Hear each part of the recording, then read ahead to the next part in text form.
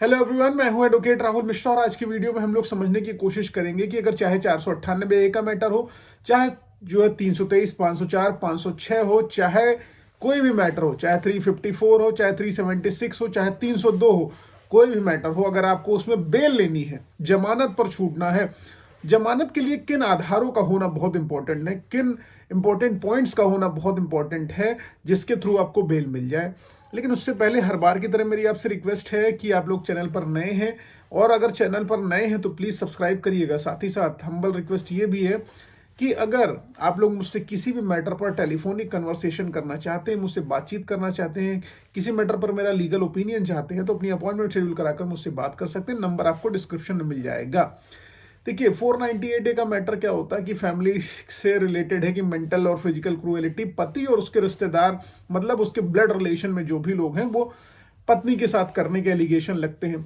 तो इस मैटर में अगर मान लीजिए किसी पर कोई स्पेसिफिक एलिगेशन नहीं लगाए गए हैं, जर्नल एलिगेशन लगाए, जनरली हस्बैंड और सास के ऊपर जो है जर्नल एलिगेशन लगाए होते हैं कि इन्होंने हाथ पकड़ा या मारा या तोड़ा या पीटा। बाकी घर परिवार के बाकी लोगों का नाम जो है स्पेसिफिक नहीं रहता है, सब पर जर्नल एलिगेशन लगा दिए जाते हैं। तो जर्नल एलिगेशन के बेसिस पर किसी भी व्यक्ति का अगर स्पेसिफिक रोल उस इंसिडेंट को लेके डिफाइन नहीं किया गया है, उस इंसिडेंट में जो भी घटनाक्रम गढ़ा गया है, जो भी घटनाक्रम बताया गया है, वो घटनाक्रम में उस व्यक्ति जिन जिन व्यक्तियों का नाम लिखाया गया है उनका कोई स्पेसिफिक रोल अगर नहीं असाइन किया गया है तो वो व्यक्ति जमानत पर छूटने के अधिकारी हैं और उनको इस आधार पर जमानत दी जा सकती है। और दूसरा सबसे इंपॉर्टेंट पॉइंट है कि आप जमानत किन आधार पर पा सकते हैं। देखिए, जब आप एफआईआर लिखाने जाते हैं तो एफआईआर में अगर आप झूठी एफआईआर लिखा रहे हैं तो यकीन मानिए उसमें कॉन्ट्राडिक्शंस निकल के चले जाते हैं, उसमें डेट टाइम मिसमैच हो जाती है, डेट टाइम डिफरेंट होती है।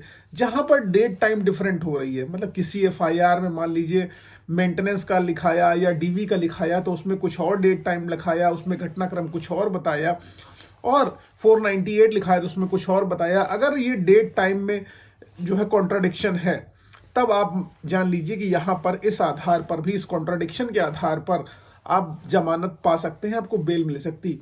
दूसरी चीज, उस एफआईआर में भी आपको बेल मिल सकती है जहां पर डेट टाइम स्पेसिफिकली मेंशन नहीं करी गई है। अनुमान के हिसाब से बताया गया कि फलाने व्यक्ति उस दिन वहां पर थे, लेकिन कोई स्पेसिफिक टाइम पीरियड नहीं निर्धारित किया गया कि उस समय वो व्यक्ति वहां पर था, इस दिनांक को वो व्यक्ति यहां पर था। जब उस दिनांक, उस समय को वो व्यक्ति वहां पर था तो उसको मेंशन करना चाहिए था।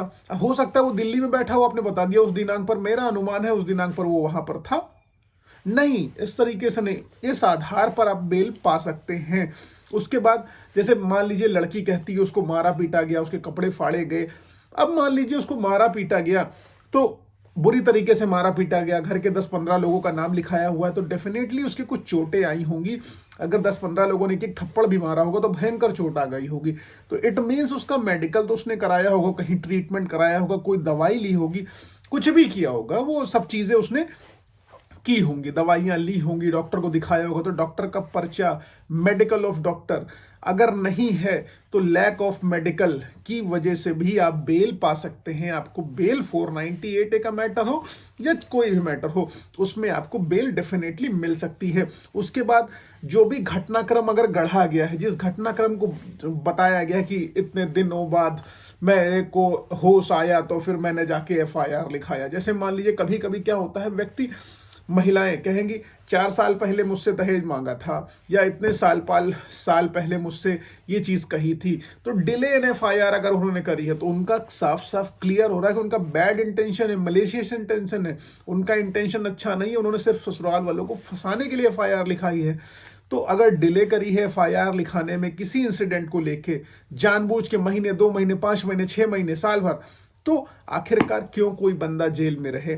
जब आपके साथ कोई घटना उस समय घटती है तो आपको उसी समय, at once, at that point of time आपको एफआईआर लिखानी चाहिए थी। नहीं लिखाया तो इस बेसिस पर भी आप जमानत पर छूटने के अधिकारी हैं। ठीक है।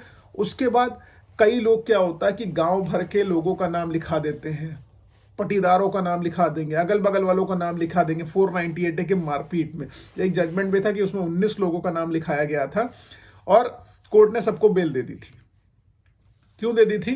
क्योंकि कोर्ट ने कहा था कि 498 में सिर्फ ब्लड रिलेशन वालों का नाम हो सकता है, जिनसे खूनी रिश्ता नहीं है, खून का संबंध नहीं, उनका नाम कैसे एफआईआर में आ जाएगा? तो इस बेसिस पर भी आप एफआईआर से हट सकते हैं। और दूसरी चीज जो है, आप बेल पा सकते हैं। उसके बाद बहुत सारी सरकमस्टांसेस और सिचुएशंस होती है जिनके आधार पर आपको बेल मिल सकती है। वो केस टू केस डिफरेंट होती है, लेकिन कुछ मोटे मोटे मैंने आपको बता दिए हैं जिनका इस्तेमाल करिए और इस्तेमाल करके अपने मैटर्स में आप बेल प्राप्त करिए। आई होप ये सारी की सारी चीजें आप लोगों को क्लियर है तो प्लीज लाइक शेयर सब्सक्राइब करना मत भूलना। पर्सनली बात करनी तो अपॉइंटमेंट शेड्यूल करा के आप मुझसे बात कर सकते हैं किसी भी मुद्दे पर। मेरा लीगल ओपिनियन अगर आप चाहते हैं तो अपॉइंटमेंट फिक्स कराइए। दूसरी चीज और कि अगर आप लोगों ने मुझे फेसबुक, इंस्टाग्राम, ट्विटर पर अभी तक फॉलो नहीं किया तो लिंक आपको डिस्क्रिप्शन में मिल जाएगा। आप वहां मुझे फॉलो करके मेरे निजी जीवन के बारे में जान सकते हैं कि मैं वास्तविक जीवन में कैसा व्यक्ति हूं। जय हिंद, जय भारत। मिलते हैं नेक्स्ट वीडियो में।